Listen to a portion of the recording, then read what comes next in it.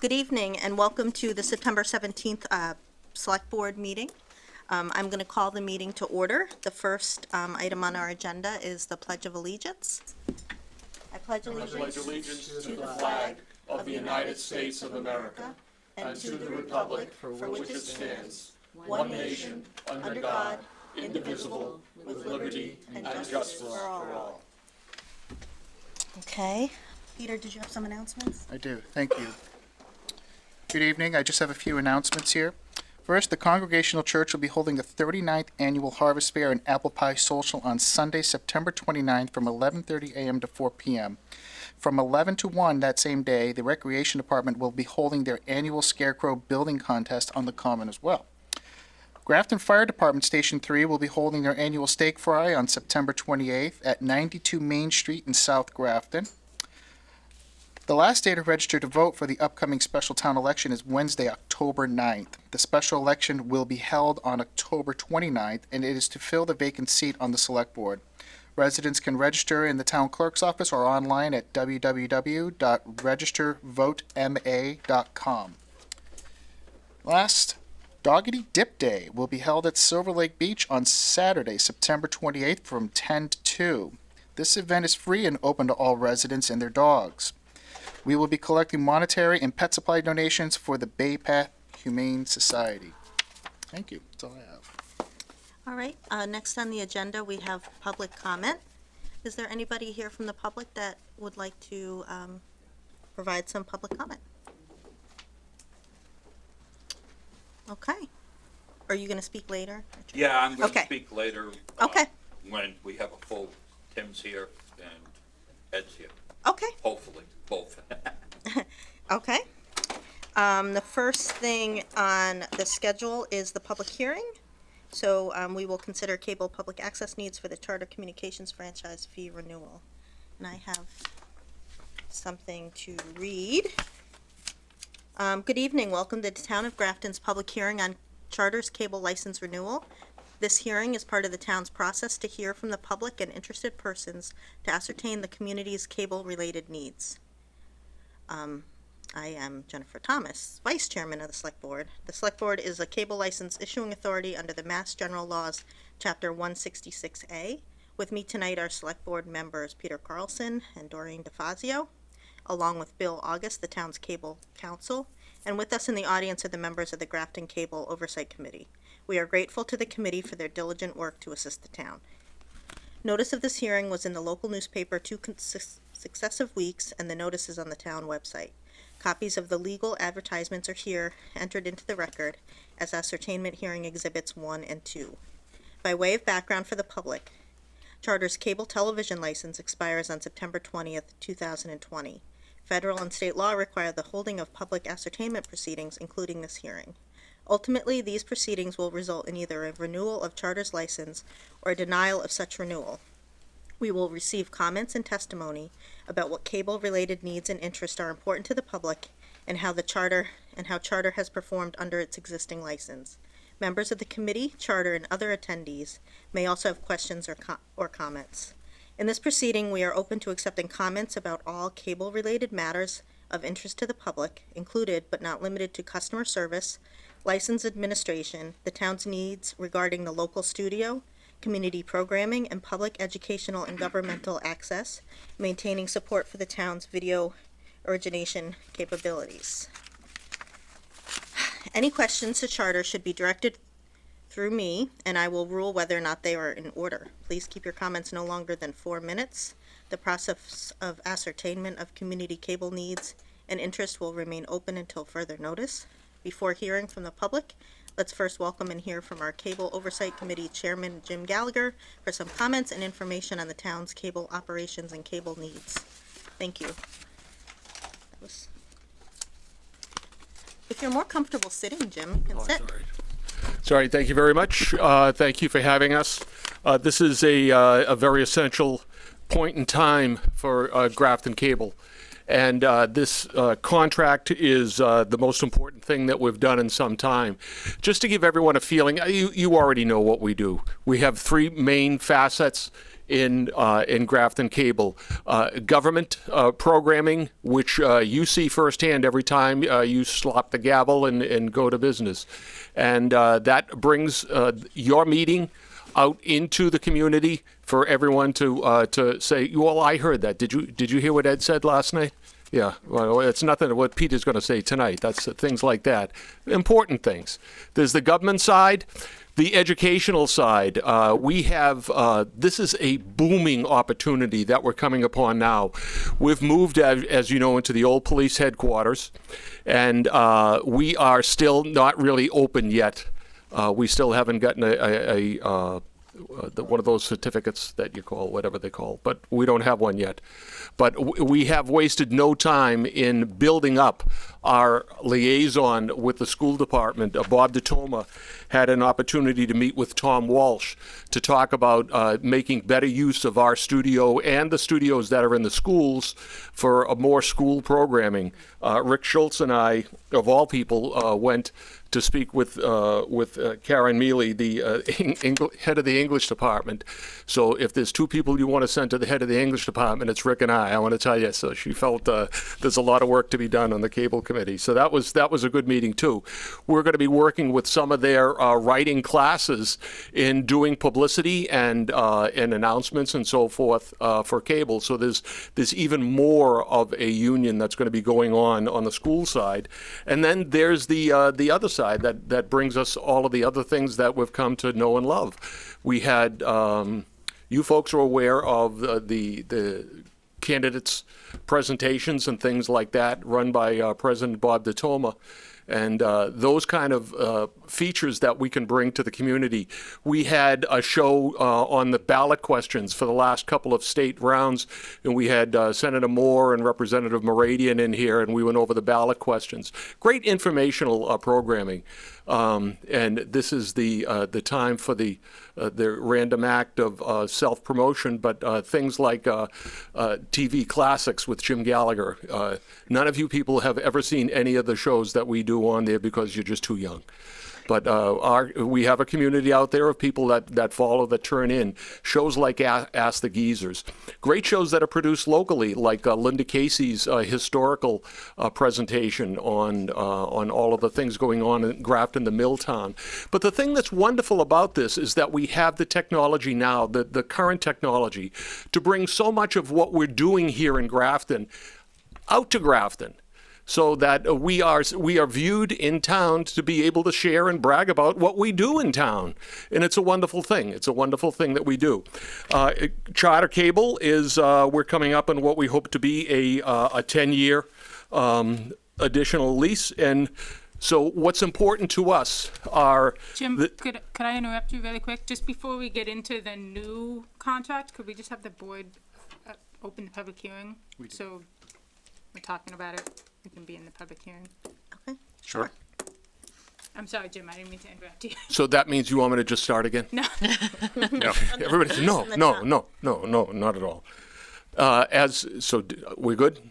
Yeah, just Peter, if you could just I read will, the yep. notice and then we can just, to get into the new. So the following is a legal notice that was published. The Town of Grafton Cable Television License Renewal Public Hearing. The Town of Grafton Board of Selectmen hereby gives notice that on September 17th, 2019, 7 p.m., the Board of Selectmen will hold a cable license renewal public hearing regarding the Charter Communications cable license due to expire on September 20th, 2020. The hearing is pursuant to Chapter 207 CMR 3.05 and 47 USC 546 at the Grafton Municipal Center, 30 Providence Road, Grafton, in the Selectmen's Meeting Room. The public hearing will be to ascertain the cable television's license renewal needs of the community and to accept public comments on town cable-related needs and interests in connection with the license renewal process. For further information, contact Bill August, Esquire, Cable Counsel for the Town of Grafton at 875 Massachusetts Avenue, Suite 31, Cambridge, Massachusetts, 02139, or you can call him at 617-548-3735. By order of the Board of Selectmen as statutory cable television license issuing authority. Mr. Chair, I will entertain a motion. I move the board vote to open the cable license renewal public hearing. Second. Motion made and seconded. Any discussion? Hearing none, all in favor? Aye. Right. We're good? Go on. Thank you so much. The other things, like, we go back to the 80s when we were first starting up. We had shows like Grafton Update that got to brag on the town. And now we're in the new millennium. We have shows like Grafton Minute by Minute, where Bob DeToma shows on week after week the different things currently that are going on. So it's a growth process, and where we're going and what our needs are going to be over the life of this contract fall under that heading of growth. We have needs, we have interests. You know as well as I that you look at the technology that your kids have and how that's changed just since they first got their new iPads and things like that. You can imagine where you suppose we might be 10 years from now. So over that period of time, unless we get sizable checks from Peter Carlson, we're expecting the cable companies to ante up and to give us the things that we foresee. For example, we've identified over $600,000 worth of needs in the next 10 years, which is estimated to be the length of the new contract. They include things like studio needs, a remote studio switcher. It's a studio in a box. A 3 robotic camera with tripods. The improvement would give us the capability of providing 3 camera coverage for town meetings. This eliminates the single camera in a static position. We're looking at about $100,000 for something like that. A small van wrapped in GCTV vinyl graphics for transport to remote shoots. In addition to giving the staff the ability to transport equipment for remote shoots, the GCTV logos emblazoned on the sides would help remind people of Grafton of our involvement in the community. We're looking at about $20,000 for something like that. Modular studio furniture system includes guest chairs, convertible desk pieces, background. Over the decades, most of the furniture has been hand-me-downs, and these new pieces give the set a more professional look. Probably around $30,000. In Conference Room F, you've seen a lot of the work that our beloved Bob. I was going to say something abstract about him, but I won't. But that Bob's done so much work up there. Bob Berger has done so much work up there. But we're looking to install a Creston audio system, including associated software and new speakers. This would mimic the system that's used in this room. And we're looking at about $150,000 for that. We want 3 55-inch TV monitors used for meetings to present material to committees, again, mimicking the layout in this room at about $1,500. The building needs over time. Now, we just moved in, and we're still fixing some leaks, and we're dotting our I's and crossing our T's. Within about 7 years, we're going to need to replace that roof. That's probably looking at about $200,000. To repave the parking lot and repaint within 7 years, another $100,000. And then to maintain the exterior brick facade, probably another $3,000. So over the next 10 years, there are needs that we're going to have, and there's going to be more needs that we haven't even considered right now because of the way technology moves.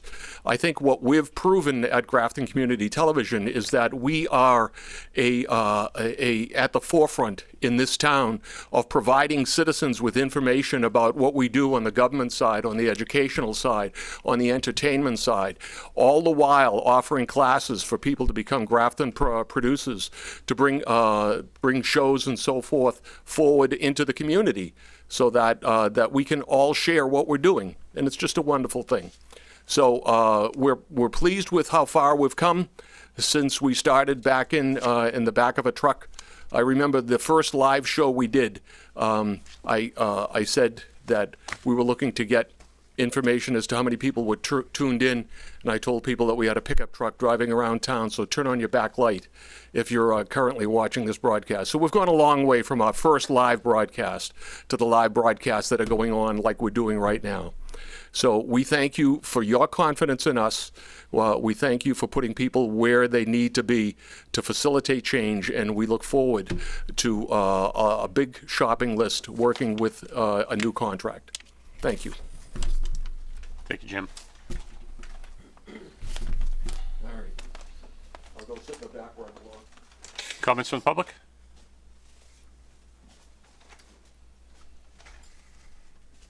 Remember names and addresses and then go right ahead.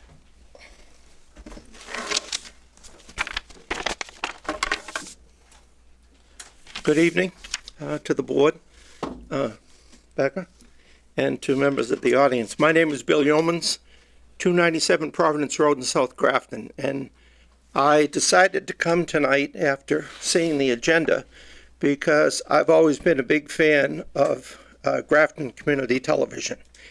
And I'm speaking briefly tonight to show my appreciation and support of GCTV, its staff and volunteer cable oversight committee, and the fine programming and support they help to create, develop, produce, and give back to residents that have been here a long time, and to some of us who have been here a short time, and those that are just moving in.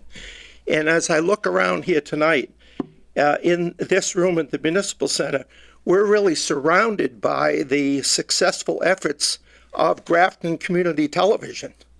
When I look back and I think of the changes that have occurred, and I also think of that studio that Jim just spoke of down the hill, that wonderful studio that used to be in South Grafton, now across the street from me, but now it's a stone's throw away.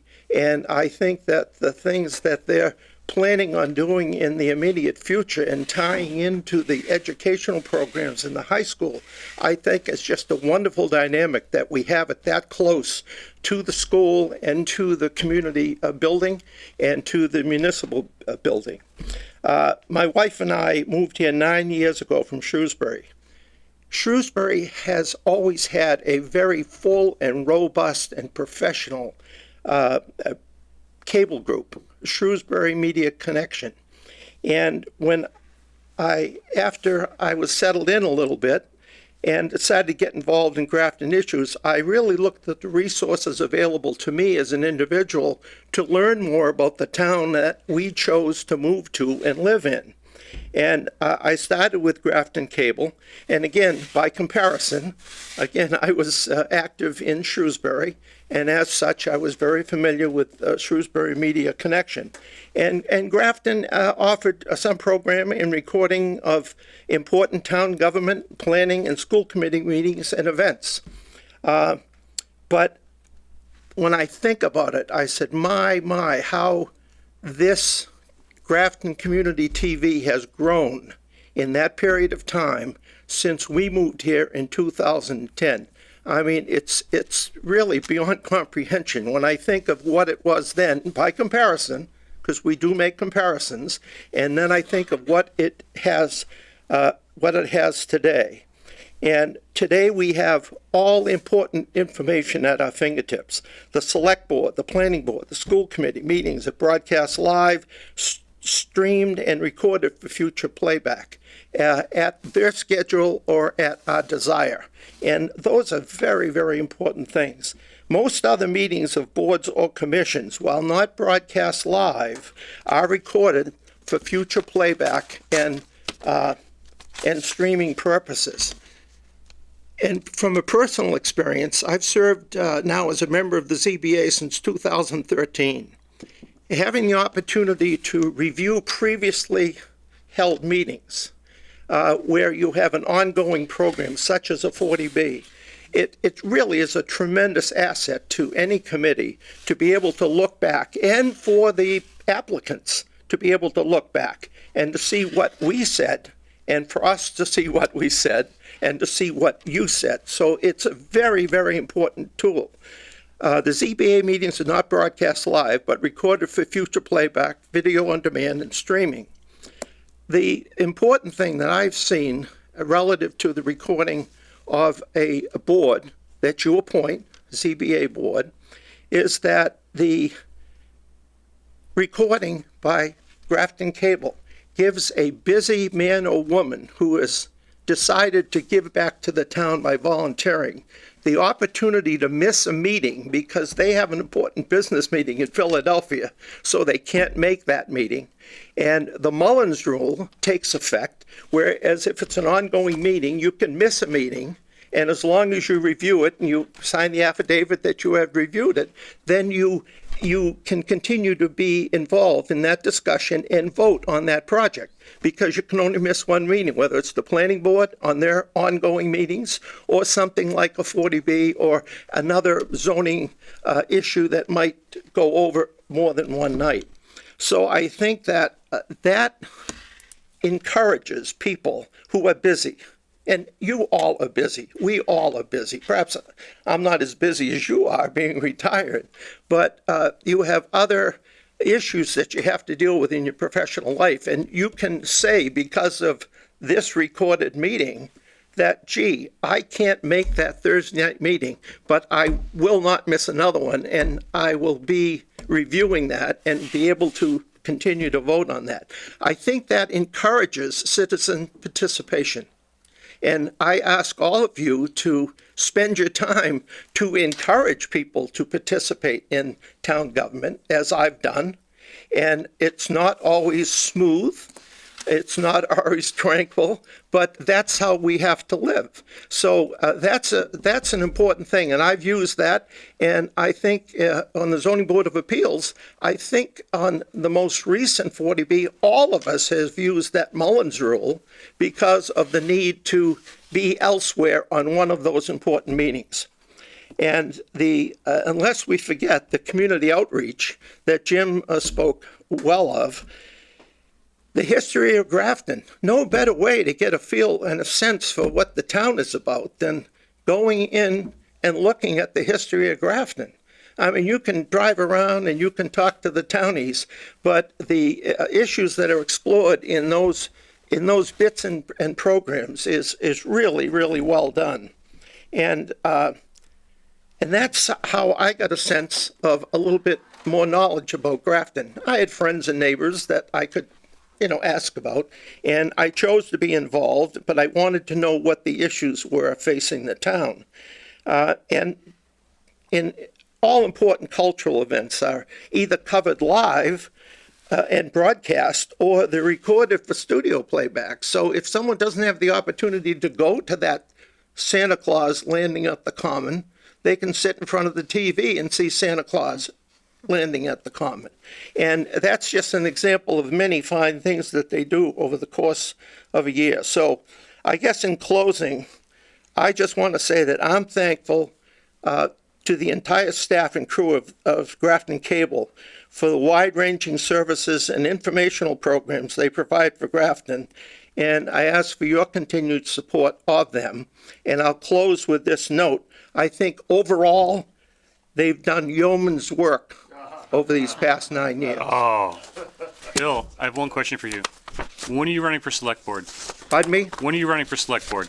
When you Come on, resign. get up here. When you resign. All right, let's do it. We can make a deal right in the hall. You wait.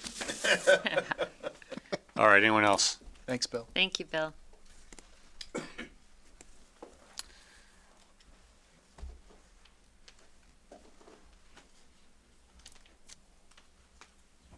Good evening. I'm Mark Durfee, 100 Merriam Road, and I was on the Cable Oversight Committee for, I think, at least 2 decades, if not a little bit longer.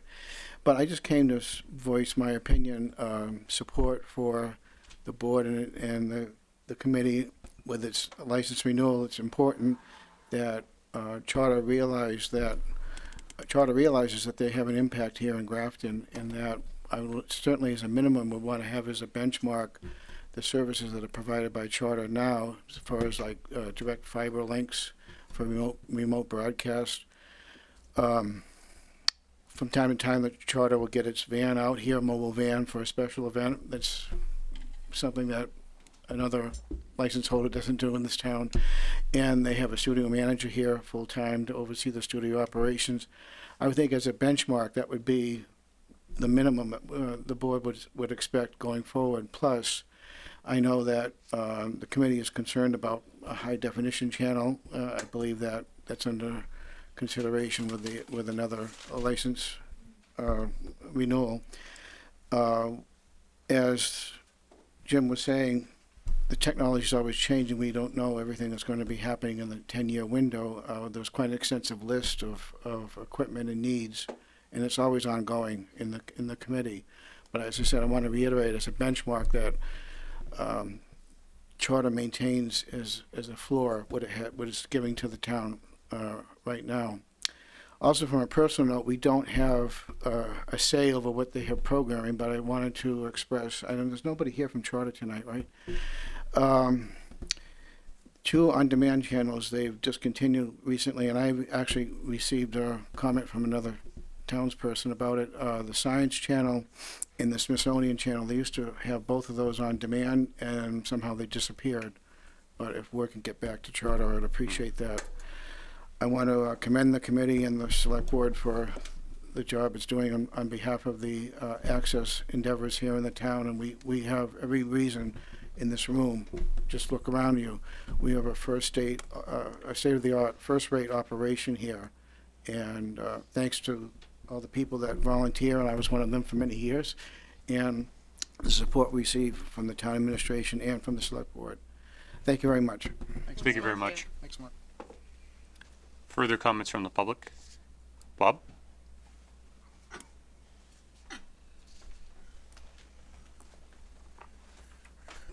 I'll see if I can be brief. All the ground's been covered pretty well. Wait, what? What? Be what? Bill? What, brief? Brief. Look that up on. Yeah, well, I got the timer going. There you go. Let me know. Peter served with me on previous renewals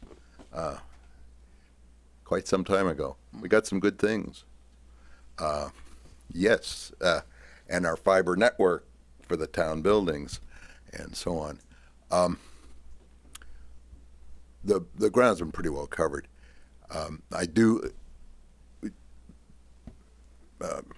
Mark mentioned high definition. The Verizon license, the new Verizon license, has high definition in it for Verizon viewers, and that's just coming online right now. Want to be sure that Charter does the same, gives us a high def channel. That may take some doing to get it done, but there's the informal process and there's the formal process. If the informal process doesn't work, that'll come back in a while if it's needed. But I'm sure we want Charter to provide the same things that Verizon has given us.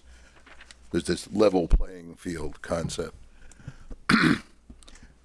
I agree with some of the new equipment issues. We've been for a long time unable to go to any place except the one places that we have equipped here for these meetings, and do more than a single camera. And that's really doesn't do justice to a lot of the meetings. You just had one down. Yeah, at and the we would like to community do more of house. those. And we would like to do more of Yeah, those. and only one camera Right. really works out down there, and lots of other places around town too. Right. That's a significant investment. I'd like to see us reinforce, build up the public access side. We've done great things with government access. The schools are starting now to come in on it too, so that will be more present. But our public access, I think, needs a lot of promotion and work, and I think that may mean staff. I think more of the government and school meetings need to be covered. That means equipment and staff. There was one more that I wanted to talk about. Well, I'm on the planning board, and what was described is maybe even more valuable to me and to my board than it is to others. The coverage, the live coverage, and the Mullen backup that gives us the record that the Mullen arrangement requires. But it's a great outreach. You probably see me on social media. People are asking questions about things that you can't explain in 140 characters. Right. And I can tell them, go to the video and take a look for yourself and find out what's really going on. And I think that's really, really valuable and important. Any questions? No. Go. No. Good. Okay. Actually, Bob, I do, just to follow up to that, I would agree with everything you've said and everything that Jim has said and everything that Bill has said tonight. The future of cable access funding is tied largely to whatever the FCC determines going forward about cord cutting, because of course we get a percentage of fees from cable. And the future of information receiving and sharing likely is not cable. Do you have any insights about where you think this is going forward? I've been worrying about it for quite a while. They call that over the top. Going through internet to get to you instead of through cable systems. And the Telecommunications Act only funds us through cable, through cable television services. Verizon, the only part of what Verizon sends around town that we get anything out of is the television service. We don't get anything from data or from phone. And I worry about that. It hasn't been going down too rapidly, but I think it's going to go down faster, and that's going to be a problem. I think by the end of the 10 years, Right. even the 5 years that you have with Verizon is going to be a problem. Yeah. We're gonna start worrying about it because we have capital investments. We have commitments, the bonds for the new building or for the newly redone building, and the equipment we use ages out in about 3 years anymore. We're I don't know how many generations of technology since we started. I remember in '84. Right. And that will continue, and the equipment will become Obsolete, need to be obsolete. replaced. Right. okay. Thank you.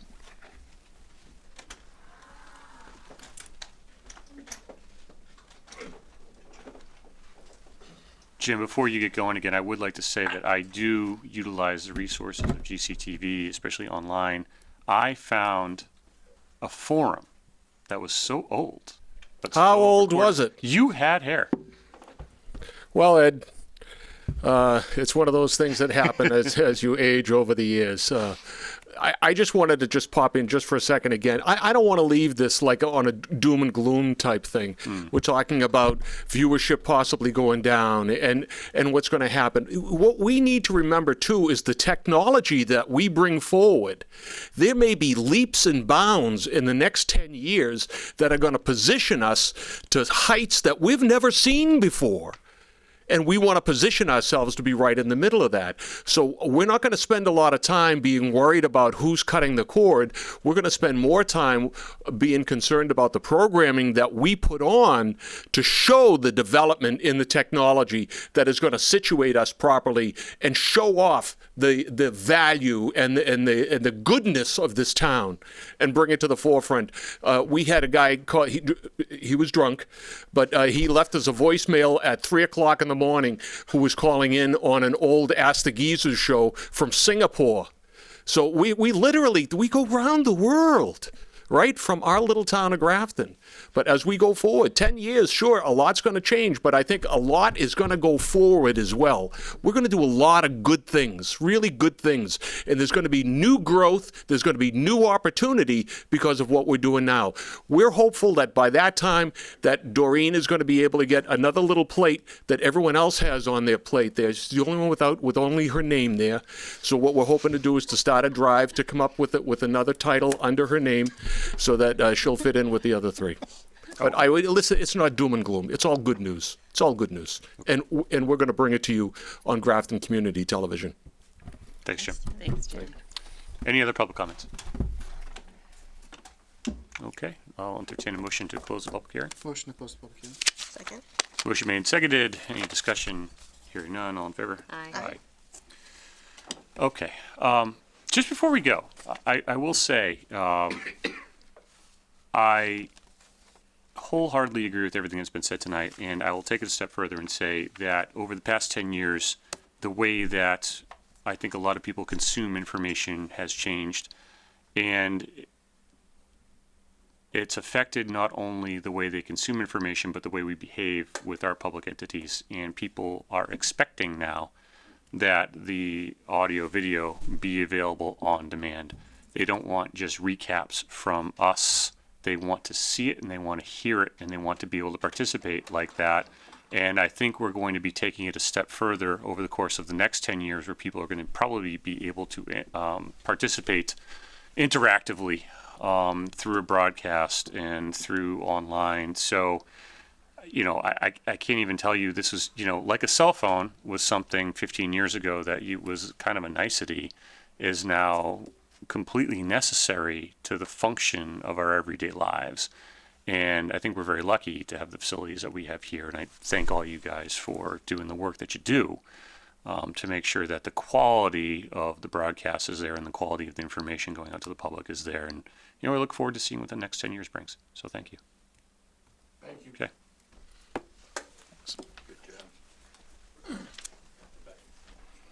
Next up. All right, next up, public hearing, above ground tank license to store liquid propane, DPW facilities, 64 Old Westboro Road.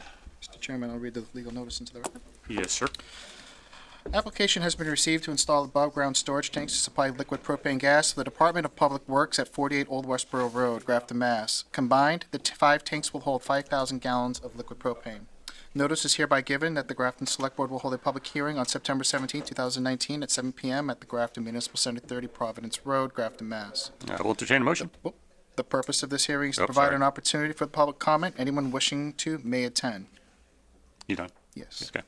I will now entertain a motion. Mr. Chairman, I move the board vote to open a public hearing for the installation of above-ground liquid propane gas storage tanks. Motion made. Second. Motion made and seconded. Any discussion? Hearing none. All in favor? Aye. All right. So, this is a hearing to consider the placement of 5 above-ground propane tanks to be located at the new DPW facility. They are 1,000 gallons each, so 5,000 gallons total, will be used to heat the building. Paul is here if you have questions, or you want to talk about the specific placement. It does require a sign-off by the fire inspector. Yeah, help them inspect it now. Yeah, so after they're installed, they have to be inspected by the fire department to make sure that, you know, they follow the letter of the law. So, yeah, if you have questions, Paul can answer them, or I can try to answer them.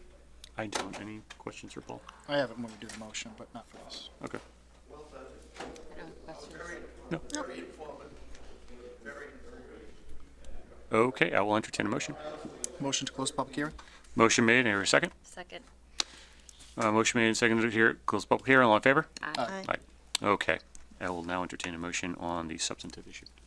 I move the board vote to approve the application for license to store liquid propane in 5 1,000-gallon cylinders at the new DPW facility located at Old Westboro Road. Do I hear a second? Second. Any discussion? Yes, Mr. Chair. Yes. So, Paul, maybe you can answer this. This is about the, I know,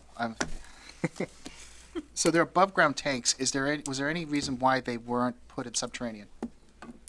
Buried, underground? It was designed originally that way. The legend nothing to do with that. It's actually a safer way. You can, they see the tanks, they won't rust. They're steel tanks, so. Okay. All right, so that was the rationale. Yeah. All right, okay. That's all I have. Thank you. Just when he got comfortable. Look, he's in there for the long haul. That's it. Good. Could have emailed you. Okay, any other discussion? All right, motion made and it has a second. All in favor? Aye. Aye. Aye. Okay, thank you very much. Thanks, Paul. Thanks, Paul. Thanks, Paul. Can I say one thing? Sure. Adam Godzini is here from Station 3 for his liquor license, and he'd like to move up on the list. Where is that? Right here. We'll move you up to the top of new business. How's that? We got two resignations. Moving on to resignations, Elias Hanna from Zoning Board of Appeals. I move the board vote to accept the resignation of Elias Hanna from the Zoning Board of Appeals Second. and send a letter of thanks. Motion made and seconded. Any discussion? Hearing none, all in favor? Aye. Aye. All right, thank you, Elias. Further resignations, Libby Taft has submitted a resignation as a community representative on the Tufts Institutional Biosafety Committee effective October 31st, 2019. Mr. Chair, I move the board vote to accept the resignation of Libby Taft as community representative on the Tufts Institutional Biosafety Committee effective October 31st, 2019, and send a letter of thanks for her service. Second. All right, motion made and seconded. Any discussion? Hearing none, all in favor? Aye. Aye. All right. Moving on to appointments, we have Mary Ann DeRozier, Zoning Board of Appeals, is seeking appointment as member at large from her current position as an alternate member of the ZBA to fill a spot vacated by Elias Hanna. Mary Ann has been an alternate member of the ZBA since 2017, has been a full voting member in hearings and mediation sessions regarding the Prentice Place 40B application. Mr. Chair, Mr. Carlson. I move the board vote to appoint Mary Ann DeRozier to the Zoning Board of Appeals as a member at large. Second. Motion made and seconded. Any discussion? Hearing none, all in favor? Aye. Aye. Congratulations, Mary Ann. All right, let's kick the one-day wine and beer license for the Grafton Fire Station 3 up to our first order of new business. Come on up.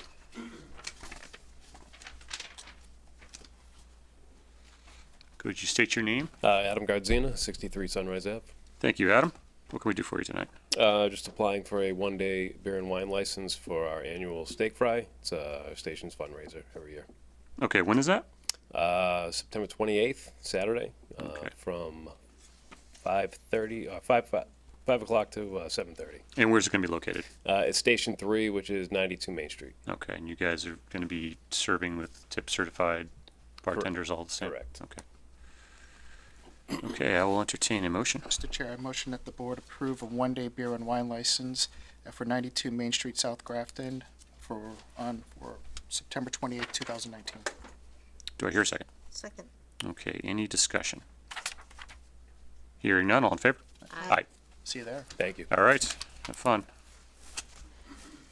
Okay, back to the top of the list. Host agreement for Nature's Remedy, a grow facility at 8 Millennium Drive.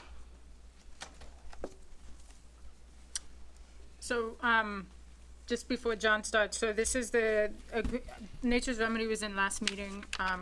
Obviously, they proposed to the board that we enter into a new host agreement for a manufacturing facility at the same location as you hold your current license, Millennium Drive.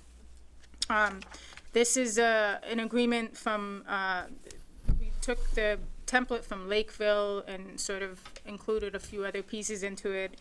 It's been reviewed by Ginny, council, and staff members.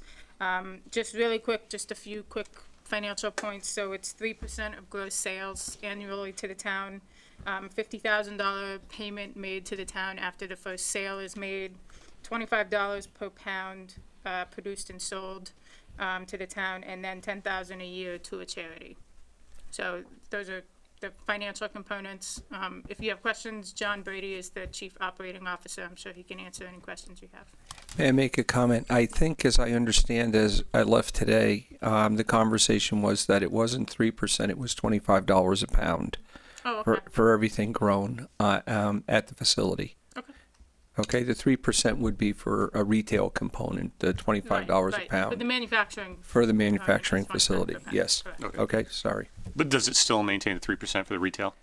Yes, if Okay. we ever get a retail there. Right. That's questionable. This was my only question, and I just want to be clear about this for the record. And I think I know the answer to this question, but under the bylaw, you can't have more than one of these within 500 feet of each other. This particular retail application, I think, is within 500 feet of Marchetti's retail. It says we are not applying for retail at all. Okay, We so- are just asking for a cultivation manufacturing license for 8 Millennium Drive. We are not entertaining. We, as Nature's Okay. Remedy, will not run a retail store at So- that location. When it says distribution in the community host agreement, that's just distribution of the grow. Yes. Okay, that was my confusion. They left it in. Whoever Bob Carr was dealing with decided to leave that in, but no, we have no intention. And if we were, we have 3 already. We've reached the max for the state. So all we're asking for is a cultivation site at that facility, and that's all we're looking for. Lawyers being lawyers, I just want to be clear, when we say distribution, It will be for our manufacturing you're products. just manufacture product. Yes. There will be no retail component that we are asking for. Okay. Mr. Chair, Mr. Carlson, I move the board vote to sign the host agreement between Nature's Remedy and the town of Grafton, as presented. motion made. Do I hear a second? Second. Motion made and seconded. Any further discussion? I just have a quick question. Becca, did we have any correspondence or did anybody from the public send anything? Any No, concerns or input into this matter? not to my knowledge. no. Okay, and nobody is here tonight to speak on it? Okay. Weird.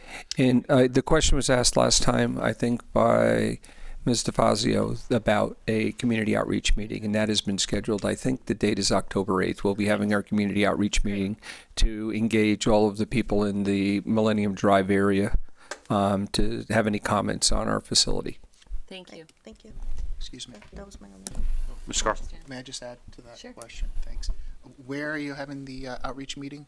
I don't know the exact location, but it will be posted in the paper. Wonderful. All of our butters will be notified. We'll follow all of the regulations that the CCC sets up. So all of our butters will be notified, and we will notify the council of where our location will be and the time and date, and that will be filed. Also, under law, we have to notify the town of Grafton, so that will be filed with probably Yeah. the town administrator. that'd be great. We'll make the announcement here as well. Okay, Perfect. Thank you. Thank you so very much. much. Appreciate it. Thanks for coming in. And I just have. Oh, sorry. Yeah, no, one more quick question, for Becca too, before we close it. Just to clarify on number 2 of the contract here, it says, you know, the company, like you said, makes a one-time payment of $50,000, and because we went from a medical host community agreement to this agreement, was there $50,000 paid, or no, we wait until the No, business they haven't opens? the building Right, hasn't okay. even been built. Okay, yet, so we wait until Yes. facility Yes. opens first. Yeah. Got it. Yeah. Okay, just clarify. That allows us time to generate revenue. Yeah, sure, makes sense. Anything else? Okay. Motion made and there was a second. All in favor of, wait, have we made a motion to? Yes. Yes. All right. All in favor? Aye. Aye. Okay. Thank you so Thank you. very much. We look Thank forward you. to it. Thank you again. Good luck. All right, next on the agenda, vote to sign the annual town meeting warrant for October 21st, 2019, being held at the Grafton Memorial High School Auditorium, 24 Providence Road at 7:30 PM. So I have copies for you guys to look at. No, the only change in this version from the draft version that you saw is the CIPC bylaw study committee actually sent us an updated copy of the article that they wanted included. They do want the language of the entire bylaw inserted into the warrant instead of just referencing it on file at the town clerk, so that's fine. So we inserted that in here, so it got a few pages longer, but that's okay. It was reviewed by council. I'm happy to answer specific questions. If you want to walk through the articles, we can do that as well. It's up to the board. Okay.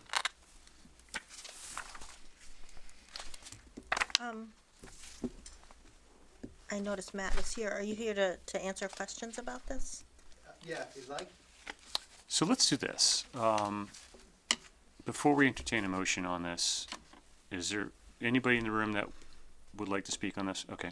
Mr. Whitney, why don't you, I don't know. When I sit up here, okay? That's fine. You know you're not gonna go for an hour. No, 5 minutes. I put it down to 5 questions. All right. But the questions I have, the person too is not here, so I hope Rebecca can answer these. Okay. To the extent that she can't, we will get back to you with answers. Okay. Is that fair? I appreciate that very much. Okay? As you see, I was already ready here with 40 pages of notes. So let's start, Mr. Chairman and group, thank you very much for letting me speak here. I know you only wanted to give 5 minutes, but the way I wrote all this out, you gotta give me at least 10. And I agree with that. Let's see how the flow goes, but go Okay. ahead. First question is, when did this become prudent that we had to have this up for sale?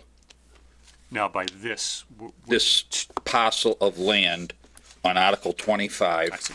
okay, of 7 Institute Road. When was the decision made by Tim, but Tim's not here, to be brought up for sale? And was this parcel for the rear parcel or for the front parcel in this article? So let me take that in part. So you're referring actually to Article 26. This is the Oh, 7 it's Institute. 26 Yep. now? 7 Institute Road rear cell tower lease/purchase. So this is one of the things that we went over, I think, at last week's meeting. Right, I sent you a note. Yep. And I'm sorry about okay. the spelling and everything, That's okay. because sometimes I can't write, so I have to speak into a machine. No, I got that actually. I could tell. So there's a current proposed location of the cell tower, 84 Snow Road rear. There's an existing facility at 20 Indian Path. Right. And there's a Town of Grafton owned parcel in between the existing There are 2. tower and then the current proposed. So what we're looking to do is actually open up for lease this parcel Yeah, that would take the place of the proposed cell tower lease, thereby moving that cell tower further away from the neighborhood that you see there to the left of it. okay. All right, so the whys, wherefores, and whens, I actually don't know, but I can Okay. ask. Let me state this, and it's on the record of the planning board, because I've been to every planning board. I do have some of my neighbors, a lot of them couldn't make it tonight, and they emailed me that. But there's 2 parcels here, and in the Warren article, it says, it's 7 Institute Road. Okay, does it mean, in the wording, both parcels, the 15 acres up on top, the 9 acres down below?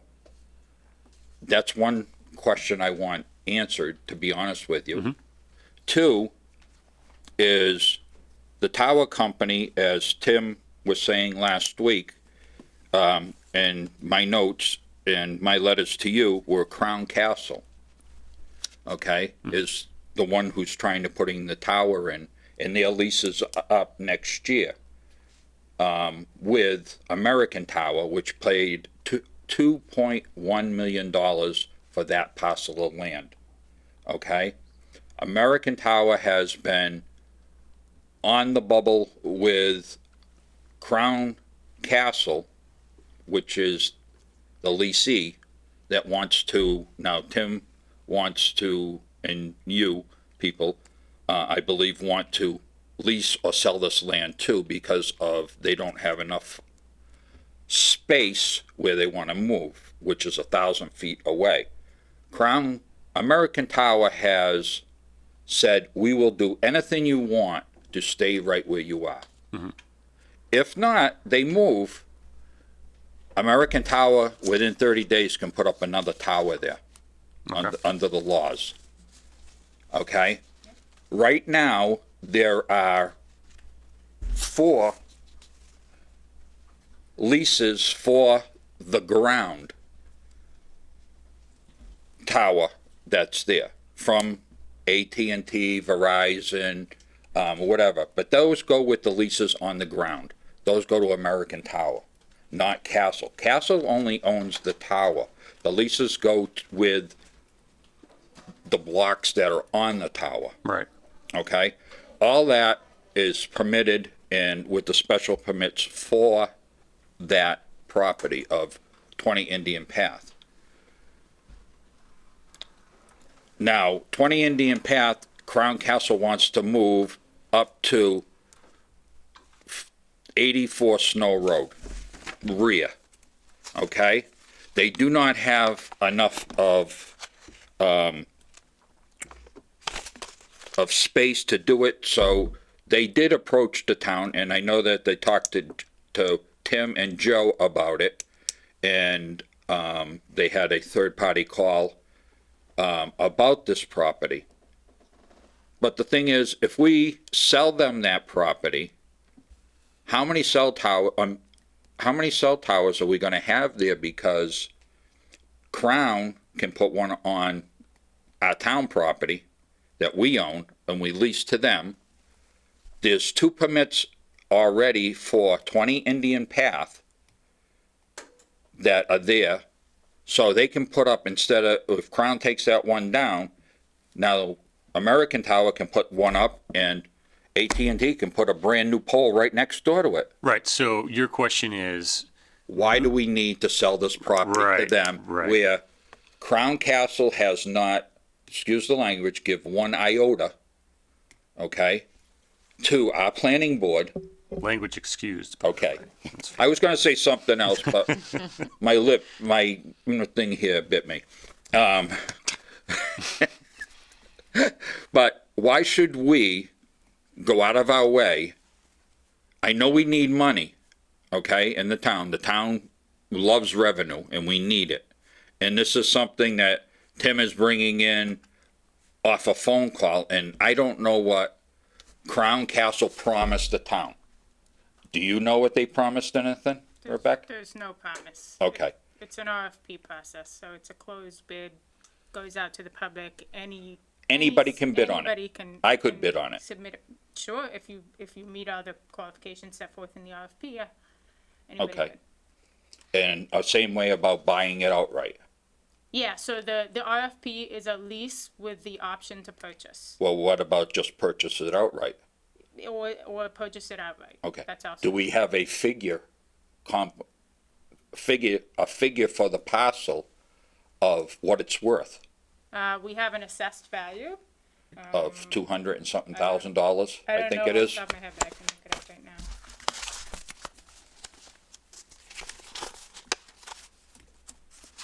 I come prepared. I'm a lawyer at night. Most of my clients are. Pardon?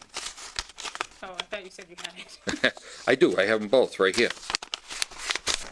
Yeah, okay, so you have the field cards.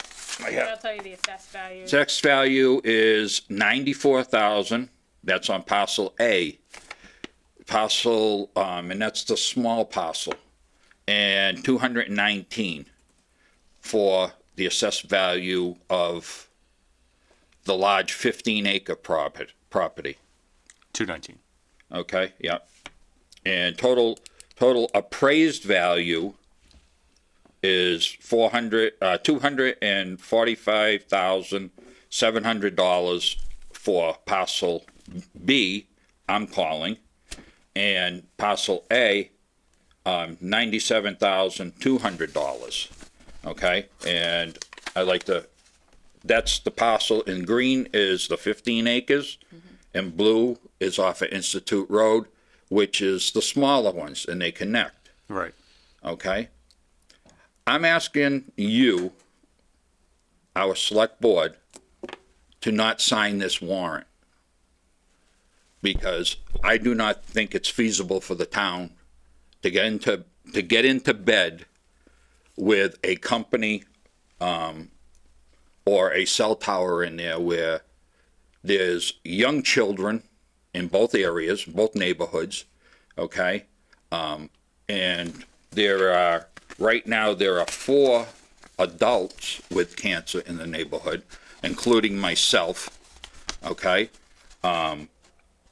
And we can't say that cell towers on this new G5 is going to give off more than what is expected for us to deal with. And where it's going to be located, it could be so close. It can be so close to, speak of the devil, it can be so close to the neighborhoods, and their entrance is where their entrance is going to be. You know, is this something right we should do? So let me ask you this question, and leaving aside the cancer aspect of it. Yeah. It has been posited by the administration that the company that presently has the lease at 20 Indian Path, for whatever reason, wants to move the tower. Maybe it's because of aesthetics, maybe it's because of transmission quality, maybe it's because of the value of the tower, and they're looking at 84 Snow Road. We have a parcel that we can lease at 7 Institute Road rear that will draw away from 84 Snow Road that tower, thereby moving the tower, moving the hypothetical tower, the proposed tower, further away from the neighborhood, and having the consequence of giving money to the town. Given the option of either abandoning this proposal and voting no on this warrant and having the tower go to 84 Snow Road rear and allowing the warrant and having the tower go to 7 Institute Road, why would we say no to 7 Institute Road if you accept the idea that there's going to be a tower someplace and the alternative is a tower is closer to a neighborhood? Well, it's not saying no 100%, okay? Farther away is great. I'm not for saying not to do business, 100%, because we're gonna have cell towers everywhere we have. But the closer and to dealing with and listening to these people, okay, there's a bad taste in everybody's mouth, okay? And to have their landowner and underneath the rules of that were set at the planning board, they are showing that they are having a hardship on this matter, okay? The hardship, they did not know the owner of the parcel that they were leasing from. Then they said there was a dispute with the third party, they told us, okay? Then they told us this was their plan B, was moving up to 84 Snow Road. Then to come find out in open meeting that they said, no, we not having a plan B, this is our number one objective. We want to get away from American Tower.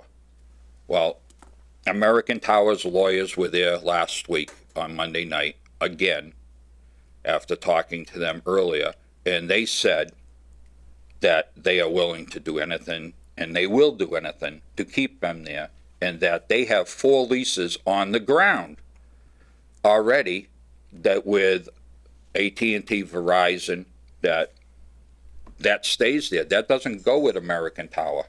American Tower gets basically nothing that these telecommunication companies own. It's just they own the tower. And they want to put up a pole instead of a tower. And they pulled the same stuff, I think it was Framingham or Newton. They wanted to move across the street from one side of the Mass Pike to the other. They went through the whole procedure, got everybody all upset, and all of a sudden they came back to American Tower and said, you know what, we're gonna stay here. You gave us a great deal and whatever it was. So I'm not against selling the property. We need the money. I mean, the town is, what, 2 million shy? And every time you turn around, you hear that we're 100,000 or something like this underneath the budget or whatever. Okay? I've been in town, and I'll tell you, all my life, and same has all my family, and I grew up in the First Baptist Church of Grafton. Okay? On the bottom of Millbury Street. So for me to come in front of you guys where I respect this board, okay? And I respect the town administrators that we've had and tried to work with everybody. When you feel something in your pit, and you as a lawyer, Ed, you should know, you do this too, you feel something is there and it's just not right, you gotta say to yourself, why am I doing this? Why are we doing this right now? Why can't we hold off to see what happens? You know? We can bring this back in the May meeting. Why does it have to be done today, sir? Tim? You're asking me this? Yes. Well, can I ask you a question first? You said we're shy $2 million. What are you? Well, I thought we were shy money on the budgets. That's, I've been here, we were taking money, finding money from this project to do that project, we're gonna take money from the library to do this. Well, to me, that's shy money. You're robbing Peter to pay Paul, gonna take something out of something to do something else. Well, this year, remember, there's an operating budget that's set by town meeting, and then there were 2 debt exclusions that were done for the library and DPW. DPW project is over in terms of its estimate, so there is $1 million Right, that's well- needed. But hold on, let me finish Yeah. the statement. The library project is $1.8 million under. But it was we're approved being- for 10 million What's 10 million? What are you talking for about? the library project. I'm telling you what it's over and what it's under. Right. DPW is $1 million over its estimate right now. The library is $1.8 million under its estimate, So far. based on the construction bid that came in 2.5 weeks ago.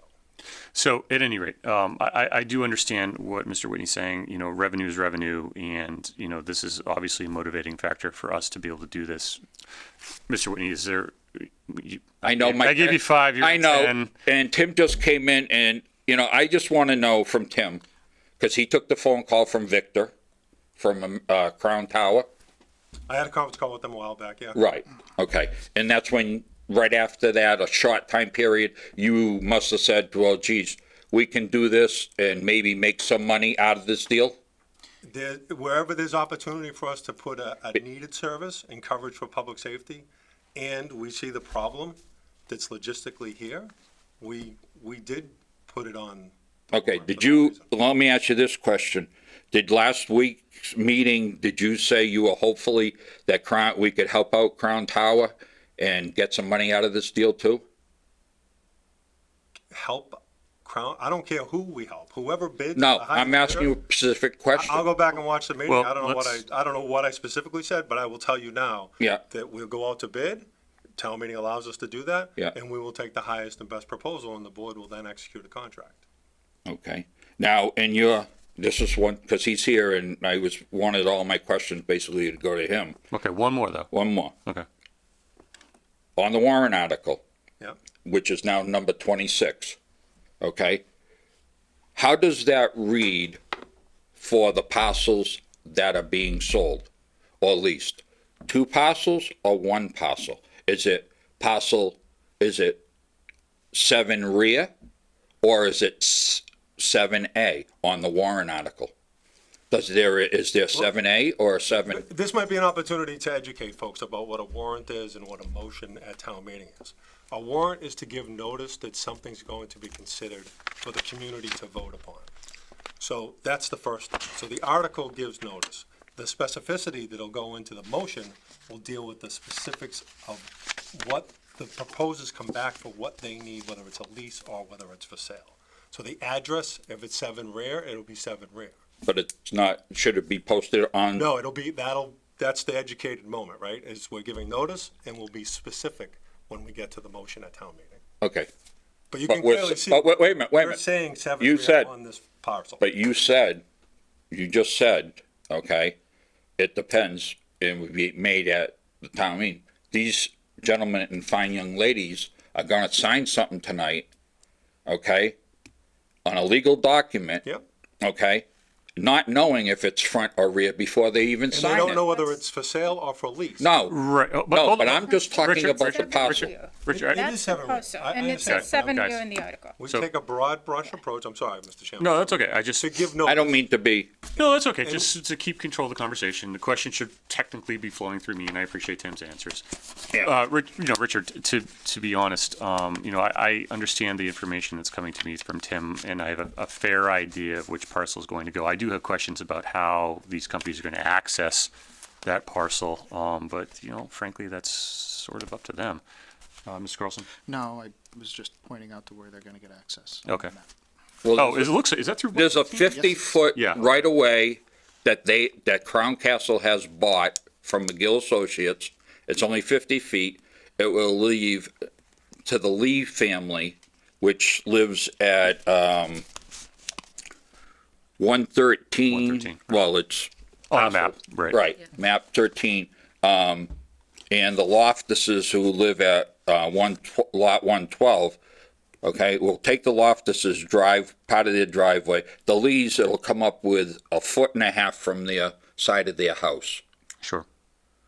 That's in the town, in the fire Well, that's- department. Yeah, no, that's an easement, though. I know. It's different than It's different, but the fire department already told them they want a 20 foot, at least 20 feet wide Right. road there. Right. And it has to be a certain grade. Two, land for the parcel that they want to go on, that's landlocked right at this moment, Right. okay? Yeah. No, I appreciate your concern. And let me say, no matter how the vote comes down tonight, obviously at town meeting, you have the opportunity to go grab the mic and, tell Ray Bead that you have a few things to say. And I have the right to put up signs and everything else about Whatever you it, want to do. It's First Amendment, man. okay? That's how it goes. I don't want to get into an argument with Tim, because I think Tim's doing a great job this year, okay?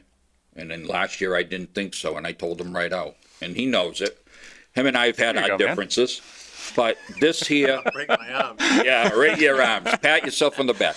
But this here, you haven't been at the meetings, you haven't heard the lies From the planning board meetings. at planning board meetings. I mean, granted, the town administrator is supposed to, is the person over and sees over all boards. But, No, They're elected Elected. separate. okay, but anyways, Or you. That's- Mr. Chairman, it's when people come in and they lie, and they lie, and they lie, and they lie about the same thing, and here they do with end zone trying to do this. I'm not up for anybody making money, because I surely love money. And I'll tell you, this is an end zone run. And what happens if we do all this and nothing comes of it? The parcel stays open for sale forever? Or does it have to come back to here to be changed from cell towers to residential if somebody wants to buy it for residential? Well, whatever the proposal is, it would have to come back before us to get on the warrant. Okay, I don't know the specifics of this, but I'm asking, can I make an amendment to this at the town meeting for this article to be considered R20 if somebody wants to buy it for R20? Oh, you can't change. I don't know if the zoning, is the zoning R20 right now? It's gotta be, because all the land right around it is R20 both ways. Yeah, I think that's outside the scope of what you could amend in an article. I think you'd have a problem with Ray on that one. That's just off the top of my head. I think that's Yeah. right. You would have to wait and see. You can talk to Ray ahead of time. Yeah. But for right now, for our purposes, the bid specifications going out is for a lease for cell tower purposes. If For you- a lease. Yeah, if you were, Lease or sale. Yeah, And it lease does or say sale. rear, Becca Okay. keeps pointing it out to me, and it does say 7 rear in the article. I mean, my general advice to anybody, if you were opposed to not only this warrant article, but any warrant article, would be to advocate for it up or down. I've been here long enough to see a few people try and make amendments to warrant articles on the floor, and it never goes well for Yeah, us. I've seen a couple here in town, and John McGill pulled them off and got them done. Yeah. So, I mean, it's been done, and I'm not saying it hasn't, because I know it hasn't, Richard, I don't mean to give you the hook, but I got But- another question behind you. and it's probably one of my neighbors. Okay. Okay? But I appreciate it. Thank you very much. for Thank you coming very in. much for giving me the time, and Thank you, Richard. I hope you don't vote on it. Thanks. Next up.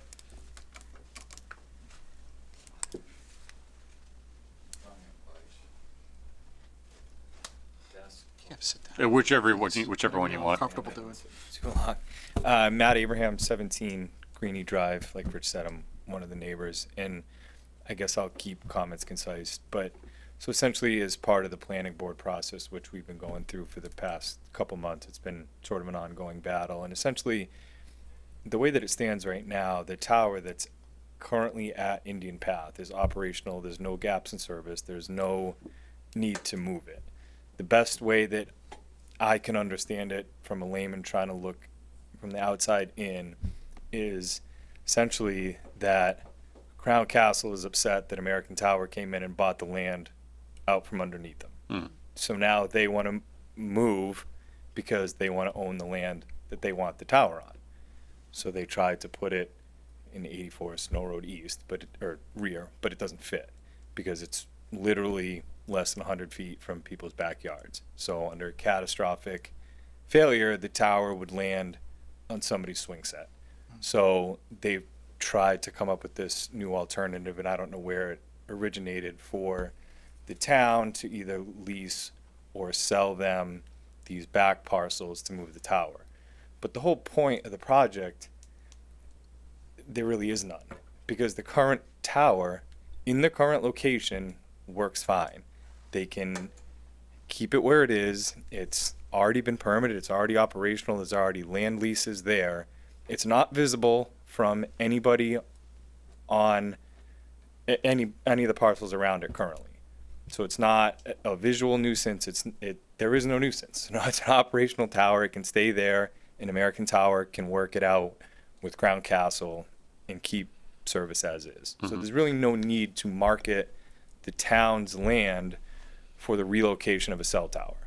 Especially in such a large parcel back there, you think that there would be a more valuable use than just putting a small tower in the middle of, vacant land. Could be anything from, residential to a private sale to town park to anything else. I mean, there's no point in putting a tower there since there's one that's already in use right near there that serves its purpose. So that's all. Thank you. Thank you. Thank you. Thank you. Any other comments? Okay. So, getting back to the warrant. Capital. 24. Is there a question on 24? Article 24. I believe so.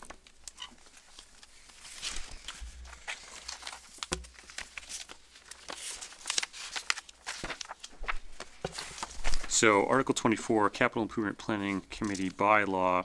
We do have Matt Often here, who has helped author the new Capital Improvement Planning Committee bylaw. Are there any questions for Matt concerning this proposal?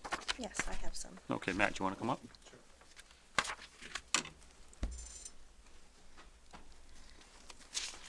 Matt Upton, 79 Old Westboro Road.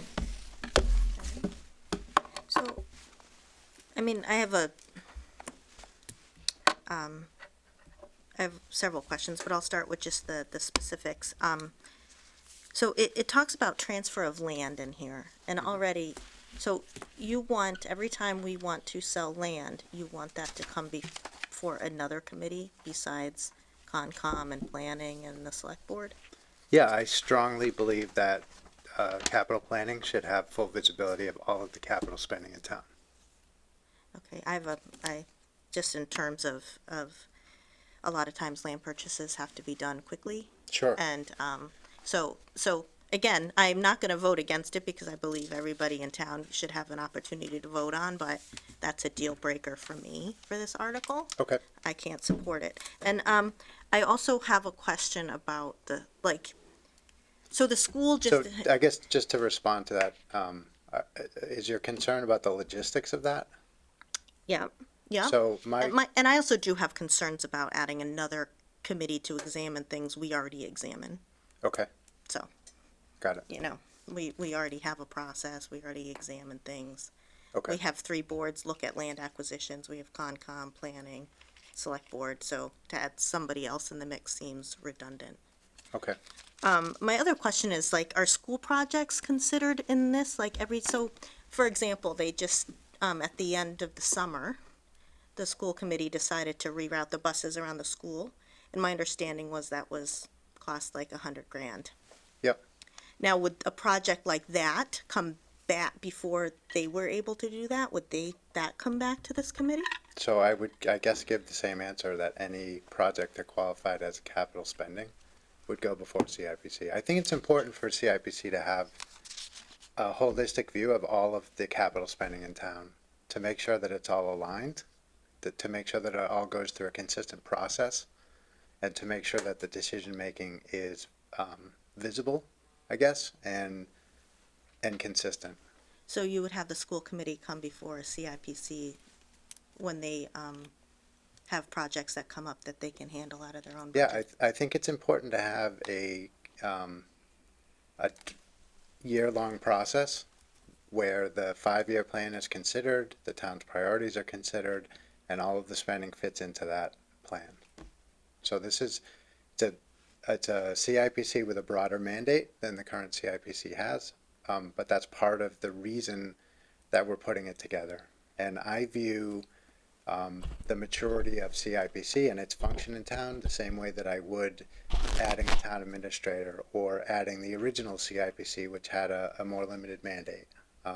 This is Grafton getting bigger, Grafton growing, Grafton needing more maturity in its financial processes. So that's part of it, is that oversight provides a good government function when it comes to capital planning that isn't present in today's process. Okay, well, thank you. I don't agree, but thank you. Any other questions? Okay, thanks, Pat. Thanks. All right, was there anything else in particular that people wanted to address in this particular warrant? I'd like to go back to Article 26, just very, very briefly. Sure. Is there any way we can get that Oh, map yeah, up one sure. more time, Becca? Thank you. I'm glad the TVs are working again. Me too. They work this time. We should thank Bob Berger for fixing it.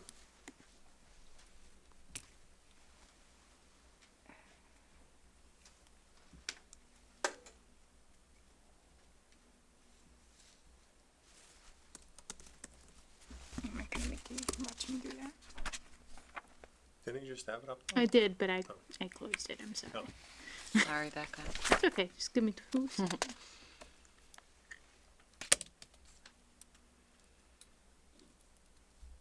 Got it.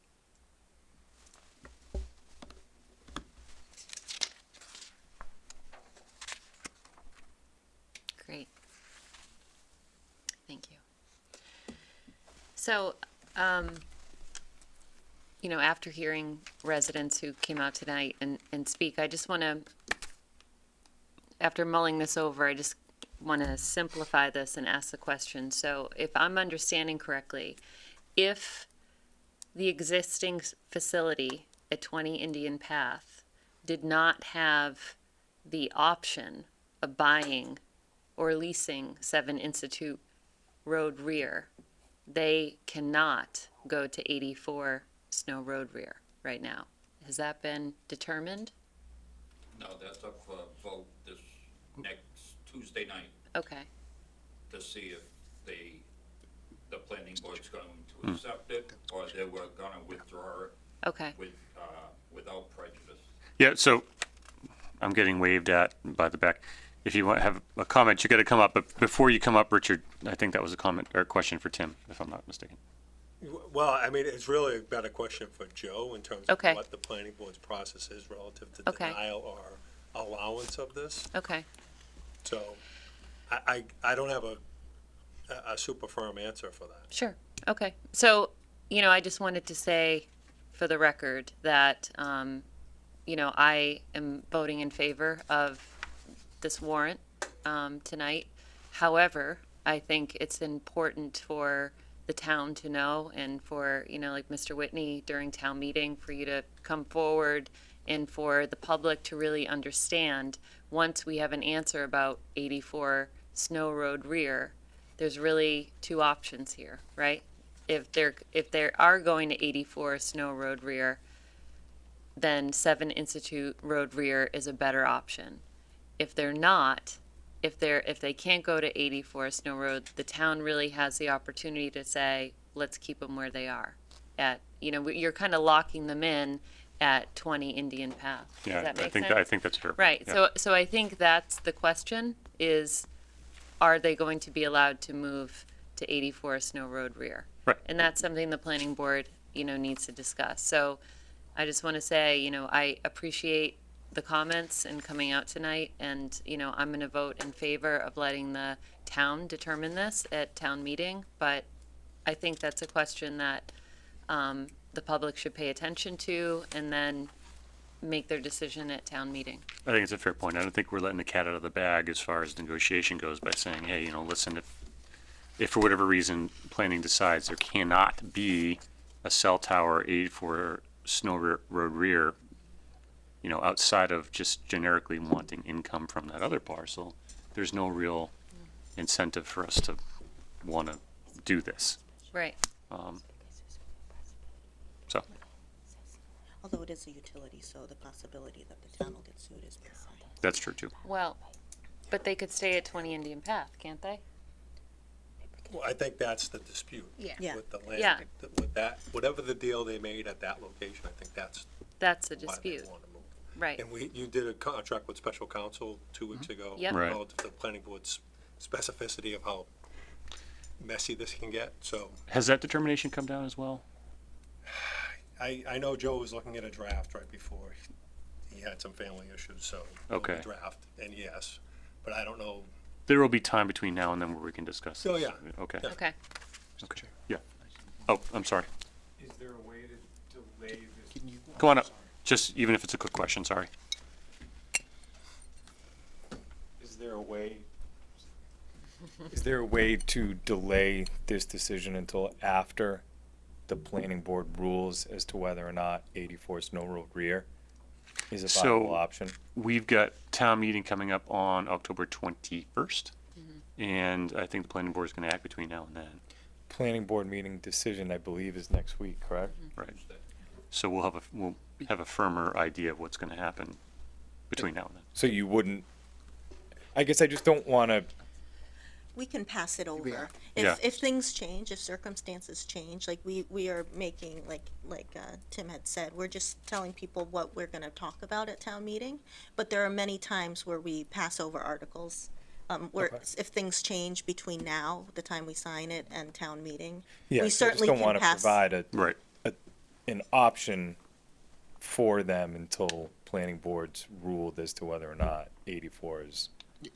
And I would say, if planning board comes back with some sort of determination, whatever that is, that'll be taken under consideration at town meeting, I'm sure. I'm Yeah. sure they'll report either one way or the other on that, like they typically do. Maybe not so much as zoning bylaws, but, we'll find out next Monday where they are with things. Okay, so the board will have time to discuss. Yes.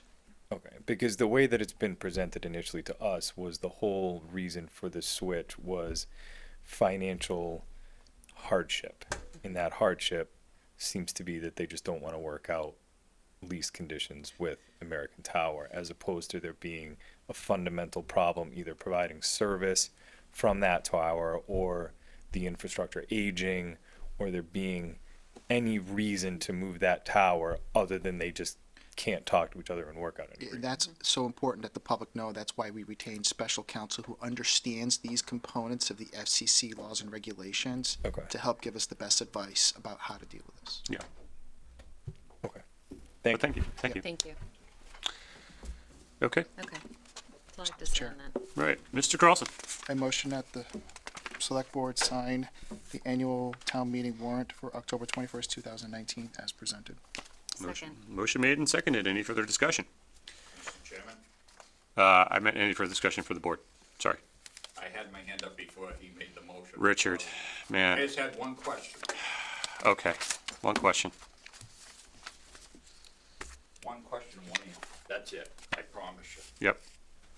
Mr. Chairman, Mr. Administrator, can we put this off until the spring meeting, this warrant?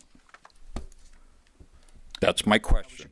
Now, my answer that I want to answer to you, when I built my house in 92 with John McGill, we were told by the town administrator, okay, which was Connors, I believe, at the time, and that land, okay, that was taken by tax liens in 1966 and 1945, okay, was for low-income housing.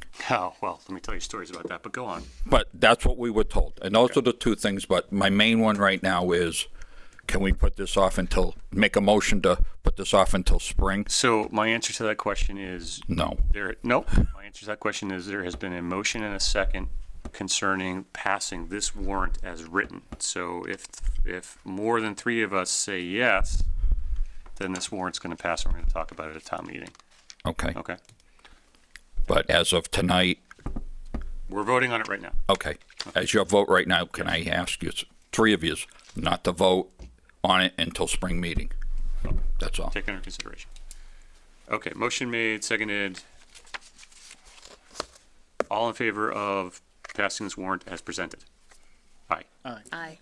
All right, opposed? None. Okay, so this warrant will go before town meeting. Anybody who wants to speak against any articles presented in this warrant has the opportunity to do so. As has been mentioned tonight, we may pass over warrant articles depending on whether or not information before us changes between now and then. So please stay tuned, and I know you will. Okay, next order of business tonight. We get a copy of the warrant? Yes. I'll leave mine over here for you, okay? It's not signed, but you can have this copy. Thank you, Rebecca. I don't need it signed, I just want to know where that placement is. Thank you. Determination of borrowing covered by debt exclusion application.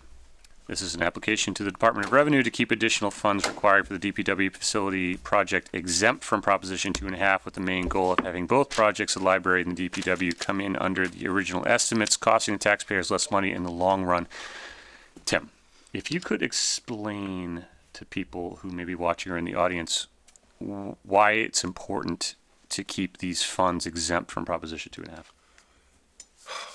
The main reason is if it's not exempt, the money we take in for general revenue to fund police, fire, DPW, the school department, general operations, those dollars will be used to pay that debt service, which would, eat into all those things that are important for operations. So the application's one piece to DOR.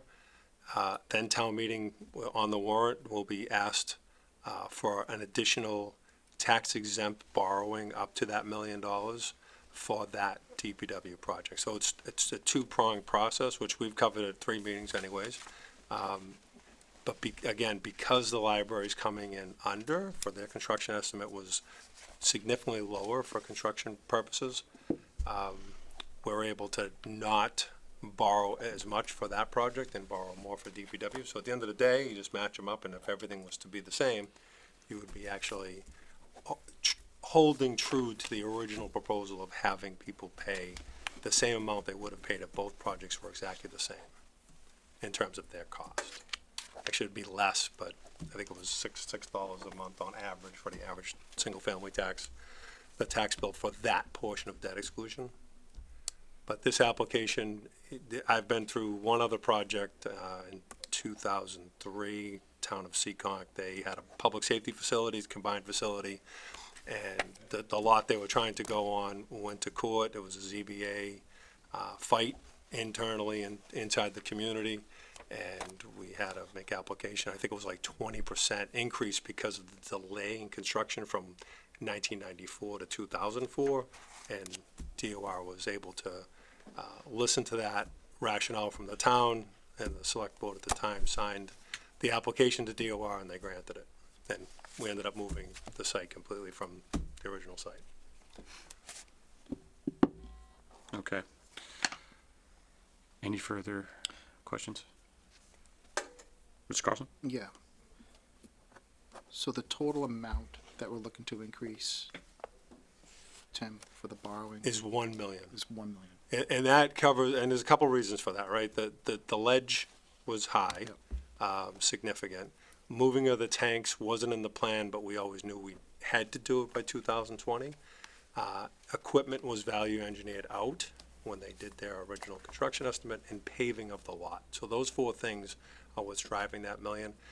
I'm hoping it's 850, but they started this project with a 3% contingency, where the library was at 10. 10. Yeah. So I mean, we were a little imbalanced then, and it's not a good spot for us to be in. And we, the people who are watching and paying attention, the committee and so forth, they're not happy with the mistake of not taking those things into account. But we're here, and we can only ask the taxpayer for the money and their forgiveness to get the project done.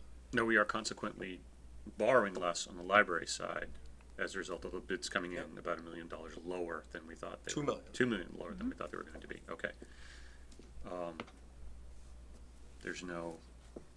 We don't need a motion for that. What are the logistics of borrowing less?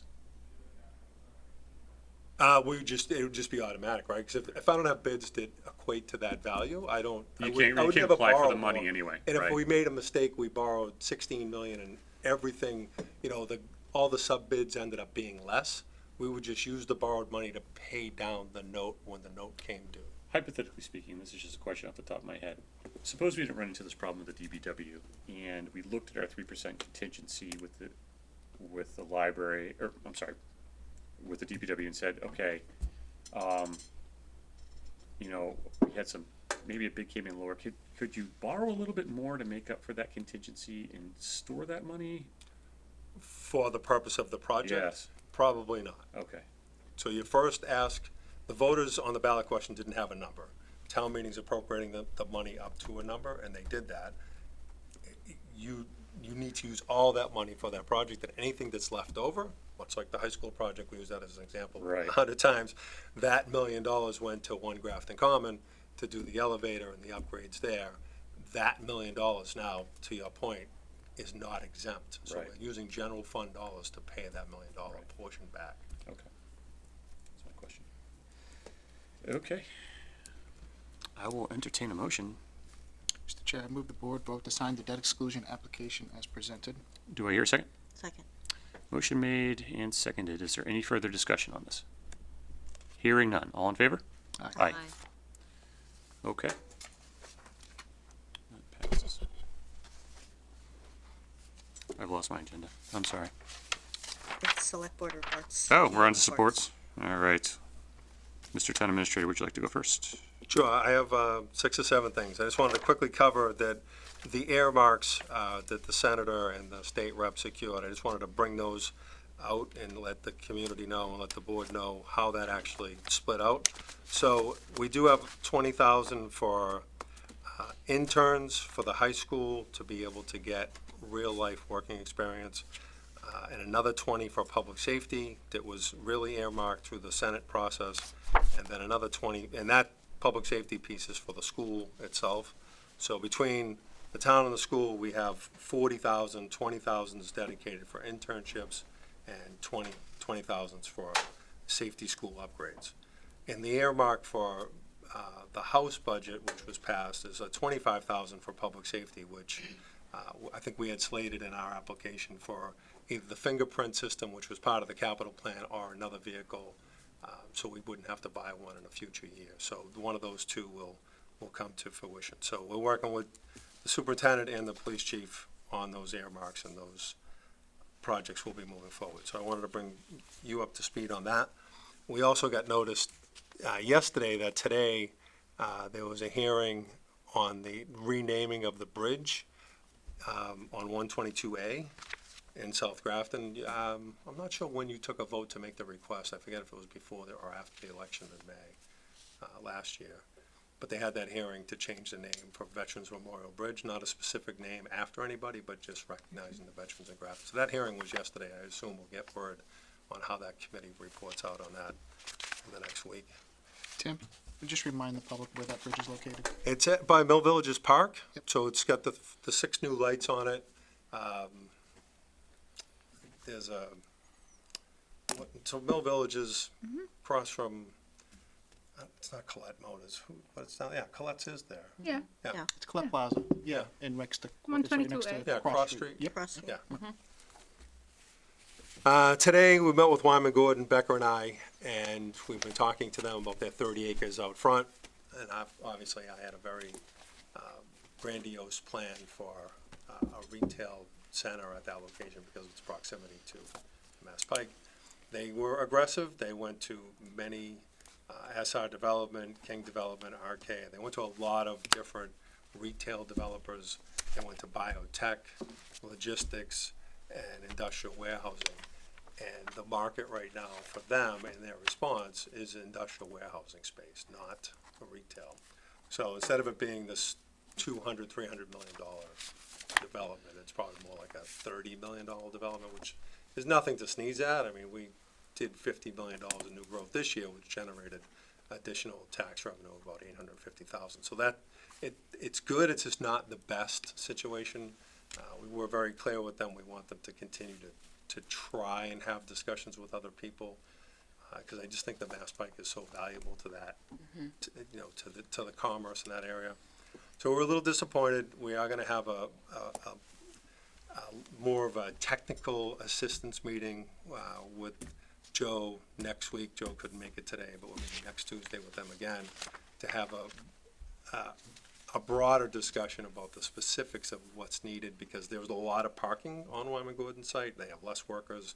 How will that work? How will the site lay out? Where will the entrances be? They are not telling me anything about who the potential bidder is. They do have a letter of intent. It's non-binding. And I wanted to just tell you that I had that meeting today and we'll continue to talk to them. And it's not the best, but it's privately held, so they get to sell it to whomever they want, and it is zoned for it. I did tell them that we wouldn't prohibit or inhibit them. We just not going to be as helpful. There's not going to be, if they ask for a TIF, for example, there's no way we're up for a TIF for that particular thing. The facade, because it is the gateway into Grafton, it has to be thought of, and they have to be diligent about that. So they know this stuff up front, so there's no surprises for them. But disappointed, but that's about all I can tell you now. Becky, you were there. Is there anything I'm missing? The bid opening for the SOAR extension is Thursday at 2 o'clock. This is for Route 30, for that 1,600 feet. We'll ask the board to award that contract on October 1st. They have 90 days from the notice to proceed to complete that project. There's a lot of components to this. The development on Route 30 for Mr. Afonso, he's doing a lot of work for the pump station that we would tie this pipe into, so we're coordinating that effort as we go. Actually, tomorrow, National Grid's coming back on Route 30 to pave out those really bad sinking and heaved trenches, so those are being worked on tomorrow. They tell me they'll be there. So 2 pieces of that relative to the SOAR extension project, which is a big deal for us to develop that corridor with more economic development. So October 1, we look to have that before the board. Also, you voted to give notice to proceed to CTA construction for the library. We want to have a construction contract to the board for October 1st as well. And then we're doing some active shooter training here, and there is actually some at the school too. So you'll see some big orange message boards outside. It'll say a training is in process, so no one really thinks there's an event that is tragic to the town. So we'll at least give notice to people that way when they see a lot of kids, students, teachers, and our staff in and outside the building on the street or whatever. So that'll happen on the 26th. And that concludes my report. Okay, anybody else? Mr. Chair, I have a couple of reports. Mr. Carlson? I'd like to give. So just wanted to give an update. The Fire Staffing Study Committee met yesterday, first time in a couple of weeks. They wanted me to give an update as to when the next meeting dates are to the board, so I'm here to do that tonight. So all the meetings will be held on Mondays. They'll be September 30th, October 7th, October 21st, November 4th, November 18th, December 9th, and December 30th. All these meetings will be held at 7 p.m. on the second floor school department conference room. They're all open to the public, but that's where we just reestablished I would say between now and for the next year. 'Cause I tried to go on Monday. This Monday? Yesterday? No, it was last No, week. It last was week. last Monday. I I got it. tried to go, I tried to go last week, and then I didn't realize you guys were meeting last night. Okay, so now the next one is September 30th? September 30th, yes. October 7th, 21st, November 4th, 18th, December 9th. They're all on the town's website. They're all posted. They're all on the calendar as well. And obviously, if there's any last minute changes, I would just refer to the calendar maybe before you come down to make sure that, in case we can't make a quorum, the chair or the clerk may postpone or cancel the meeting. On top of that, we've made some significant progress over the past couple of months. We've handled approximately about 2 of the major milestones. Last night, we focused heavily on recruitment and retention. So I'm really pleased with the performance of the group. It's very informative, and I look forward to the next few meetings, and we hope to have a final report on or before December, or maybe going to January, February, where we'll have the public outreach meetings on the final product. Okay. That's it. Anyone else? I have a couple things. I attended the Green Communities Awards ceremony today in Southborough, and was able to represent both Grafton and Sutton. And Grafton was awarded $165,923 to fund energy conservation measures, which are going to be used for LED streetlight conversion. Fantastic. So that was pretty great. And Grafton is, pretty up there, and what they are receiving for a grant award, the max was $250, and there was hardly any communities that got that much money. So That's excellent. yeah, Did you bring so us the big check? they didn't give out checks. There was 91 communities, so I know. paper. Yeah, so. Yeah. Thank you for going. I Yeah, was at no, the it's- Wyman Gordon. Yeah, sure thing. No, I was happy to. So, thank you for the staff too, who did all this work, put the grant together. Leah, Joe, everyone in planning, administration, thank you. So, and then secondly, the Disabilities Commission meets for the first time tomorrow evening at 7 p.m. Thursday. No, Thursday, thank you. Thursday evening at 7 p.m. I don't know the room. Yeah. There's only so But many rooms. There's only so many rooms. We'll be in It this might be building in at here. 7. It might be in here. Yeah, I think it might be in here. So Thursday night, 7 p.m. will be the first meeting. That's all I Jen? have.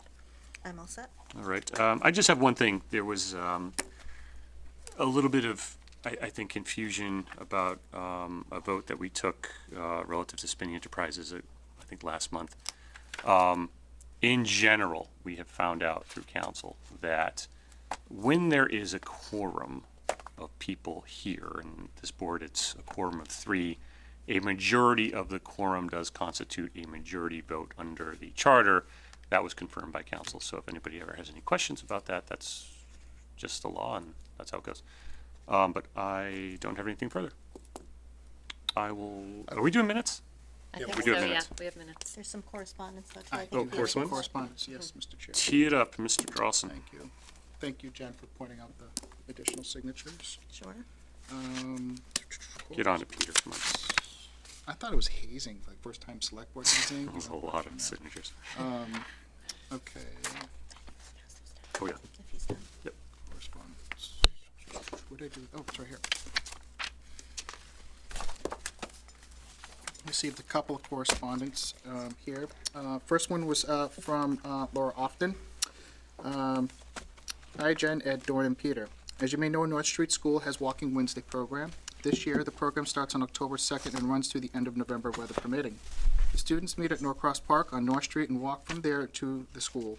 As part of the program, we recruit local town celebrities to help them cross the street. We also invite the crossing guard to share a little bit about themselves and what they do for the town of Grafton. It's a fun way for kids to get to know the people in their neighborhood, so to speak, and it's a quick and easy volunteer opportunity. I'd love to invite you to come and join us on Wednesday morning. We run the program from 7:25 to 7:45, so it's very quick, and you can get to where you need to soon after. Please let me know if you're interested, and we can find a date that works. Thank you for all that you do for the town of Grafton. I appreciate your work. Regards, Laura Often, Walking Wednesday Coordinator, and amongst other things. Last but not least, I received a memo here from the Grafton Board of Assessors that's addressed to us with regards to overlay surplus. The Board of Assessors has voted to certify the following amounts as overlay surplus. Please transfer these amounts into the overlay reserve fund. So they say overlay balance is $765,698.55. Outstanding receivables is $28,896.32. ATB liability, Appellate Tax Board. thank you, $64,555.03, and then proposed release is $201,336.02. Last but not least, we had one last minute correspondence from Carmen Paglioni. It was sent to us about, earlier yesterday, at some point in time. Just says, just an FYI, I am tired of complaining, so I guess it's a done deal that the board can do nothing about it. The Grafton Upton Railroad is still using Waterville Street and East Street as part of their depot because they do not have enough yard to conduct their business. I do apologize for being a pain, and I know you all have bigger fish to fry, but this guy keeps thumbing his nose at this town, and it is unfortunate that people of this part of town that are affected by a business that contributes nothing to the town. This guy is just out for bucks, and I am not sure they even pay taxes. Take a good look at what has happened to this part of the town. That's all. That's it. Have a good, quiet life, Carmen Paglioni. Just to that point, I know we did get correspondence from GURR today. Do you want to speak to that? Well, yeah, I blinded you because I wanted him to come in because he wanted to talk about the grant for, oh my God. The third way. Yeah, no, the quiet quiet zone. zone. The quiet zone. But The crossings. there's a transportation bond bill, sorry. So Michael wants to come in to have that discussion with the board, but I reached out to Senator Moore's office, and there's not a lot of opportunity for us to, at least in this fiscal year, for the transportation bond bill. Maybe Michael knows some other grant, but Right. to have that conversation with him relative to the correspondence and what can be done, it would be a good thing. So I Yeah. asked him, I thought October 1, if. Yeah, the that's board wanted perfect. to do. He needs to come in again. Yes. Yeah. I mean, and I know that they say that it's that CSX, it's just whatever they send them, but, I mean, can we contact them and there has to be a schedule. I It mean, does it's seem just odd that ridiculous. whatever they send them happens to occur between 3 and 4 in the morning. Like, what? Yeah. Come on. Yeah, I agree. Come on in. If we hear complaints, you can hear complaints. Come on in. Come on in. And they do pay taxes, by the way. Yeah, I'm The just, income- that part is, It just to clarify that point. We'd like it to be more, but So, October 1, Grafton Upton Railroad Yeah. will be here, so well, anybody that wants to. I don't want to say they will be because I just asked Right. them in an email, so Okay. we're going to shoot for that. But get it on your calendars, it may happen. yes. Okay, Mr. Chair, there is one thing I'd like to bring up under discussion if the board will have it. Sure. I apologize for missing the last meeting, but I wanted to follow up on a couple of the comments that were made with regards to holding workshops and going back to perhaps maybe 2 business meetings a month and holding 1 workshop per month. And I didn't know how the board felt about that, about wanting to see logistically if we could get back to that and we can work towards that over the next. I know we've got a lot of things on our agenda over the next couple of meetings, but I wanted to know if we could instruct the chair to work with the town administrator to perhaps work out logistics that would perhaps allow us to do that. I know it makes our business meetings a bit longer, but I also thought about maybe setting some expectations for presenters that would come in to maybe make their presentations a bit concise. I get a lot of their materials ahead of time. I do read up on things. When I do have questions from a technical aspect, just to understand some background, I do reach out to the town administrator's office. Either Becca or Tim have responded. But I don't know if from a business meeting perspective, I need them to go through the whole gambit, and that's just me personally. But I think if one way to maybe make some headway with the way we run our meetings is that if we can maybe give people a little bit more guidelines as to how long they should gauge their presentations, and if they need more time, then we can, as a board, say yes, continue. We're still understanding whatever the topic is, but for the most part, I thought that might allow us to have those 2 business meetings per month and allow us to have that one workshop, because I really want to get back to what we were doing the other week. I thought that was a really good discussion. I think there's a lot of things that we were talking about, and I think we could have a lot of workshops around a lot of those initiatives. So I didn't know how the rest of the board felt, but it kind of piqued my curiosity last week, and I didn't want to lose sight of that. I think what we had talked about was, we did go over the schedule for the next several months, and it pretty much is gonna fit that. It'll be the first 3 meetings, and we'll try to keep the second meeting a workshop, but if there is business that needs to be taken care of, it should be open to that. I'll work with Tim to make sure that that's the case. And I think the point is well taken that, you know, not only for our schedule, but I think for the expectations of the public and understanding, okay, if I'm, you know, I've got a lot going on in my life, I know the first and third Tuesday of every month is selectmen stuff, and I have the opportunity to come in at that point to make comments. I want to make sure we get as much regularly scheduled business as we can in those meetings. And I think it's also important, conversely, to have that one workshop meeting where it is just a broader policy discussion, because that's our mandate, broader policy stuff, right? I will say this on your 5-minute suggestion. I generally agree with you, although I have not, in the time that I've been on this board, found myself in a presentation that I was like, oh my God, please stop talking. People, they talk for 10 minutes or so and they're okay. I will pay attention to the presentations coming up, and I'll work with Tim to make sure that we relay to people, okay, I don't need that 5-year long presentation. But there is an opportunity for people who don't do what we do to hear it here first for the first time. You know what I mean? And if I have 90% of the information and they're given a 5-minute thing, I just want to make sure if we think there's more, that other people have the opportunity to hear more. But point well taken. Like, you know, tonight, Mr. Whitney, very enthusiastic. 10 minutes. Let's, you know. He did good. He extended you by 5 minutes. He did. He took that liberty, I think that's showing, you know, right. Hey, we're courteous that you have a point to make, and we're responding and respecting that. Yep. But I think if we, you know, just a guideline of saying, hey, give us the top bullet points, 5 minutes. You know, if they need more time, okay, that's fine. But if we don't set some sort of parameters, then anybody can fill an hour presentation. And I just sometimes think that they could probably do a better job of presenting some of the material. And I respect any one of us that want to hear more, whatever it is. We shouldn't have a rule that just limits them just to that time constraint. We should be able to extend that by any one of us saying, hey, keep going. I just want to point out, for your concerns, that the town administrator's office actually does talk to people coming to present. And you do come up with right? You talk about like a 20-minute or what we might want to hear. So it's not like that they don't get any guidance at all about the time. But we can give them more, and I think it's, you know, the public who might ask a question, other staff that, you know, might, you know, opine, and then you guys, the 5 of you, may ask questions that are relevant that are going to make them go longer. Right. The meetings are shorter with spinning off the board, I'll tell you that right now. I mean, this is only 9 o'clock right now, we're wrapping up. I haven't heard any motions. I have not heard a motion.